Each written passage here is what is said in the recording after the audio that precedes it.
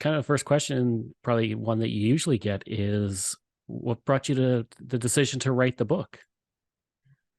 Yeah, it is a question I get quite often, Craig. So I want to step back 20 years. I was working on my PhD, which was on housing policy in the neighborhood of Parkdale, Toronto, over time, over 125 years of its history.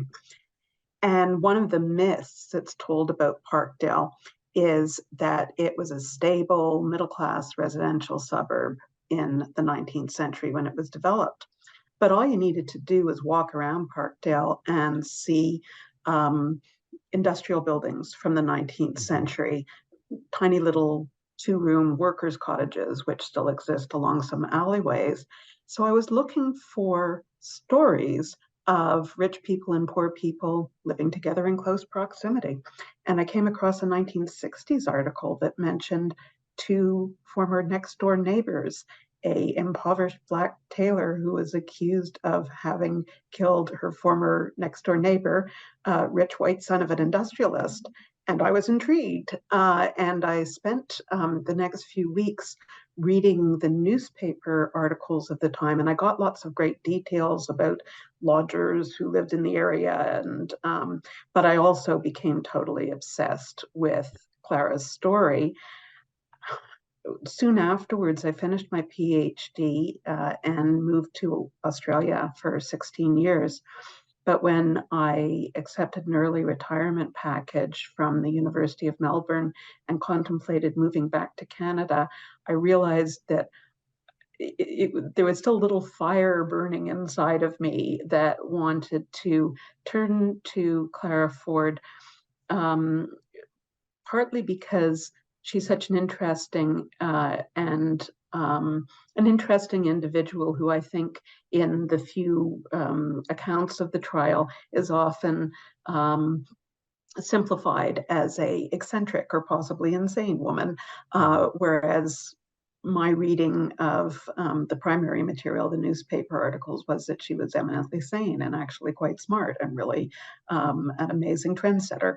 But also because I'm always interested as a kind of social historian in how you pay the rent and feed the kids. And because there was such intense media interest on Clara as a Black woman who was a cross dresser, um, possibly homosexual, etc., there was so much detail about where she worked and how much she earned and how much she paid for rent and who her friends Mhm. were and what she ate and that sort of thing. So it was both the extraordinary and the ordinary about Clara's life that I really wanted to write about. What no, I mean, reading it now and you see that she wore men's clothing, it's like, okay, like in today's age, it's not really a big deal. But back Mhm. then, it was like you said, it was categorizing her as insane and a deviant and a pervert. Mhm. Um, you know, why was that such a like a major part of the narrative of Clara, even though her dressing in men's clothing had really absolutely nothing to do with what she was on trial for? Yeah, so a lot of moral panics were going on in the late 19th century around gender roles and traditional notions of family, et cetera, et cetera. And Clara fell on the wrong side of a lot of those. Um, I think that racism had something to do with it. She was hyper visible as a Black woman. Um, I think that because the victim, Frank Westwood, survived for a short period after his shooting and identified a middle aged man as his assailant, there were a lot of attempts to make Clara fit that profile. But going beyond that, as far as I can see, Clara Ford is the first person identified in a North American newspaper as a homo-sexual. The word itself had been introduced in a book by Kraft Ebing in 1893. This is coverage in November of 1894. And you're right, there was just this tremendous amount of conflation of cross dressing, gender dysphoria, in other words, not identifying as the gender you're assigned at birth, and homophobia.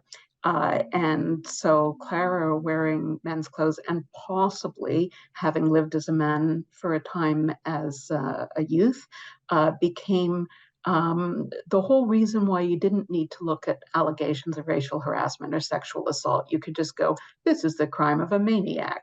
And the sign is that she's wearing men's clothes. So it fit a lot of narratives. It fit the police narrative, it fit the newspaper narrative for spectacular stories. Mm-hmm. It fit the trial itself, the attempt to sort of erase any of the allegations of racial harassment and sexual assault. So it was very convenient, and it also really revealed where Toronto was at in the late 19th century around gender. Mm-hmm. When she seemed to have a variety of things kind of going against her race, the fact that she wore men's clothing. But in Canada, we tend not to think too much of class differences. We often put that to like, oh, that's a British thing, but it's very much a Canadian thing in place, especially like Toronto. So, what role did that play in her kind of randomly being accused of this crime and going on trial? And even like how the newspapers portrayed her, what role did class play in that? Yeah, I'm also going to include the fact that Clara was a single mother with Mm, no evidence of a man in sight and two daughters. So Clara was brought up, and probably by her biological mother, a woman who'd worked as a servant and a live-in servant, and then worked as a house cleaner, a washerwoman. Clara herself had to leave school at 12 and work as a barmaid and a hotel worker, as well as a servant when she wasn't able to be employed as a tailor. So Clara is resolutely working class. And what that meant was that she um, lived throughout the entire 33 years before the trial in housing that was considered third class, was frequently condemned and torn down after a couple of years of her and her mother living in it.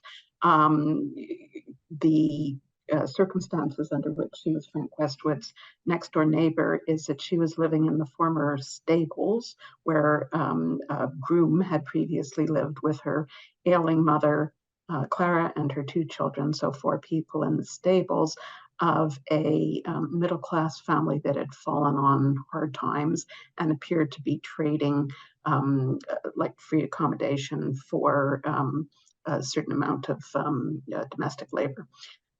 So the converse of it is that Clara, after being vilified tremendously when she was arrested, oh, she's um, angry, she's maniacal, she's a monster. Slowly, the jury, who were 12 working class men, um, uh, people who built carriages, farmers, small businessmen, um, they seem to actually believe her over the words of the police. And there was a long history of Toronto police in general, mhm. just, picking up people because they didn't like the look of them for drunkenness or vagrancy or other charges, and putting them in jail for a period of time. And perhaps some of the jury had experienced police harassment. I don't know. But certainly the fact that she was able to provide a roof over her family's head eventually put some people on her side, working class people on her side. And certainly when she was acquitted, there was this impromptu parade Mm. of boys and men who accompanied her from the courthouse to her lodgings. And some of them went inside to the restaurant underneath her rooming house. So she became a little bit of a working class hero to some folks, which is actually kind of a fun part of the story. Mhm. One thing that really stood out, and it's kind of throughout the whole book, is the differences between the newspapers and their coverage. I mean, I know now we talk about media bias and things like that, but back then it was like it was unbelievable. I mean, you had the Mail and you had the Globe, and I believe it was the Globe that was kind of on her side, and the Mail was grabbing every possible rumor and putting it into the headlines. Um, what role did that play? Obviously, that kind of made it a sensational trial, but do you feel like that influenced the trial as well? And like you were mentioning, Oh, the jury. Yeah. absolutely. I mean, there were seven newspapers when Clara was arrested. By the time of her trial, two of them, the Mail and Empire, had coalesced. But there was a furious newspaper battle going on, and that was the main media in those days. And people sold papers by both defending Clara and vilifying Clara, and they did not hesitate to make stuff up in order to sell newspapers. So the main way that we know about the story of Clara in terms of a secondary source, Hector Charlesworth, he was a 23-year-old reporter for the Toronto World, and he was the worst. He's the one who ran a two-page story, a two-day story on Clara being homosexual. And he was avowedly racist. And he said in his memoirs, well, sometimes we published fakes, but sometimes it was true.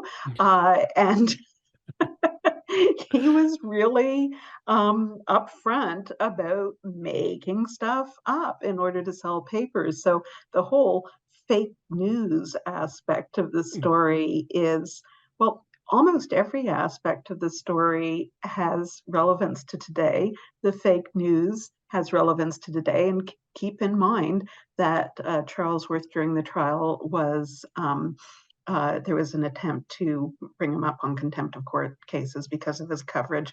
And three reporters from the Telegraph, the newspaper that eventually became the Toronto Sun, and who actually were Clara's strongest supporters, they actually testified on her behalf that some of the things in her alleged confession, which she said the police had forced her to do, just couldn't be right. So they actually did their own investigative journalism. You mentioned how it is kind of there's similarities with today with news coverage and even with police and things like that. But going back, do you feel like her case is kind of like a microcosm of what Toronto was at that point with terms of the class differences, the black, the white, even just with homosexuality and things like that. Is Yeah. it kind of like an image of Toronto at that time, kind of condensed into the trial? Well, I guess any historian, when they're writing their story, goes, what does this have to say about today? But I was like constantly being hit in the head by the mallet of, wow, this is a timely story. Really, when we talk about the coverage of Clara as a homosexual because she wore men's clothes, that's transphobia. When we talk about stereotypes that were used around Black people, some of them are still around Mhm. today. When we talk about the fact that no one was comfortable talking about Clara's claim in the alleged confession that Frank had tried to rape her, um, that's still around today in terms of she said and me too. Um, there's the both the hostility to the police and the police actually perjuring themselves in the like getting false testimony in the trial, supporting perjury. That has some relevance today. So I just kept on being struck by how timely Clara at the door with a revolver is. And again, I don't know whether I pushed in that direction, but just as I was writing, I kept on going, "Oh wow, I just read in the headlines today something not dissimilar." So that was fun. Yeah. Absolutely. Uh, Now, after the trial and after everything, she kind of fades from history. I think the last time you see a mention of her was in the early 1900s. Was that kind of disappointing to not kind of see where she went, who she became? Did she have a good life? Did she, when she put Yeah. all that behind her, like not being able to kind of find the end of that story, even where she passed away? It's frustrating, and I sort of start off the book talking about a fascinating male impersonator named Florence Hines, and we don't know where she was born and where she died. We just know that she was the most famous and highly paid male impersonator, well, black male impersonator in the Mhm. late 19th century. Similarly, with Clara, we don't really know what happened to her and to her daughters. Um, She probably changed her name. Her daughter, who testified against her, probably changed her name at a certain point, but we don't know. And in some ways, it kind of it allowed me to go and here's the end of the story. But I spent weeks and weeks and weeks trying to find birth certificates for Clara and her daughters. I looked all over websites to try to find some sort of evidence of where she went afterwards, or how she actually lived in the times that she appeared to live in St. Paul or Chicago in the US. Mhm. So I don't know a lot. It is possible that Clara has descendants. And that's one of my hopes. Someone might say, "Hey, I know something to add to the story for the second edition."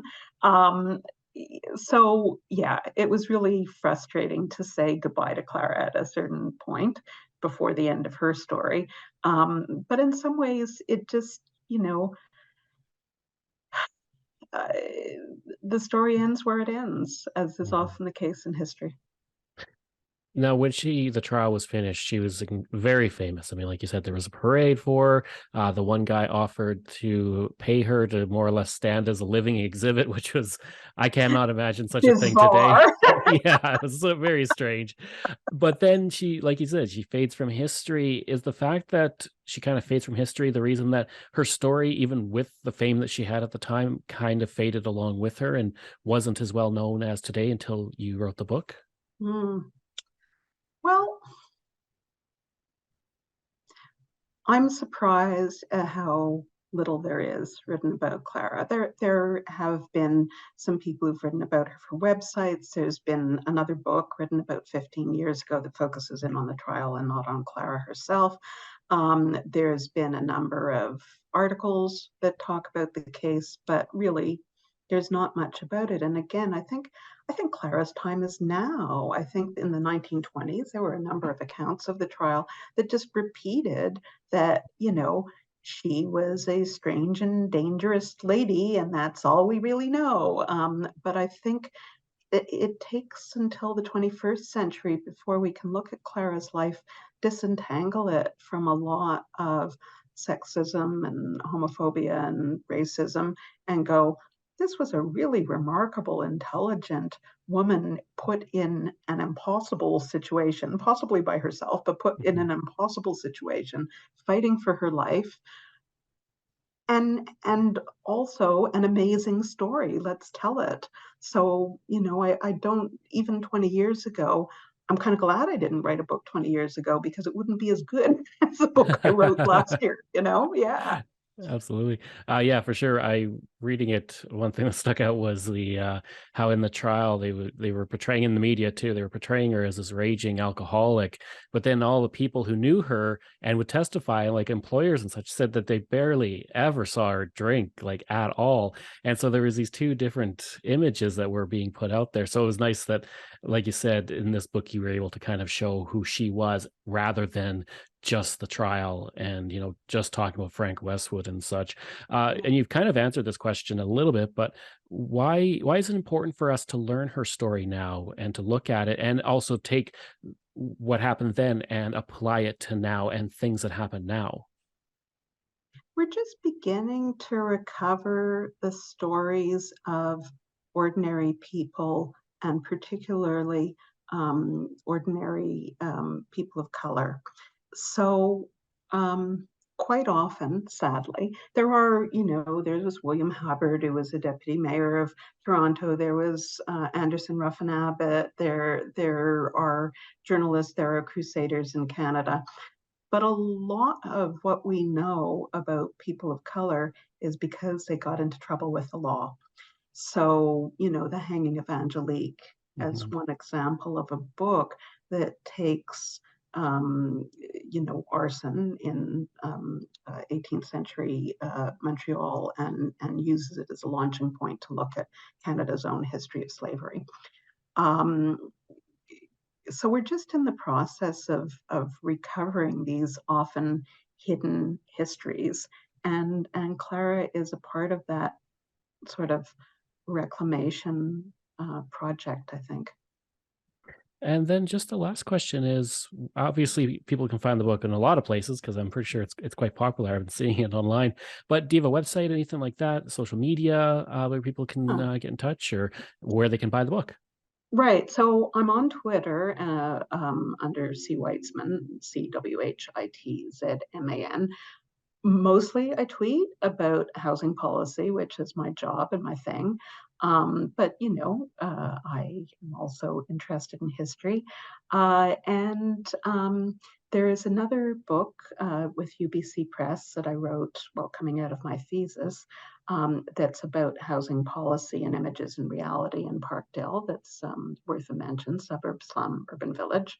And I might as well publicize it. I have a book coming out next year on housing policy, which is a little bit more in my wheelhouse. I have to say, Clara was an enormously exciting passion project for me, but I'm sort of back to my own lane.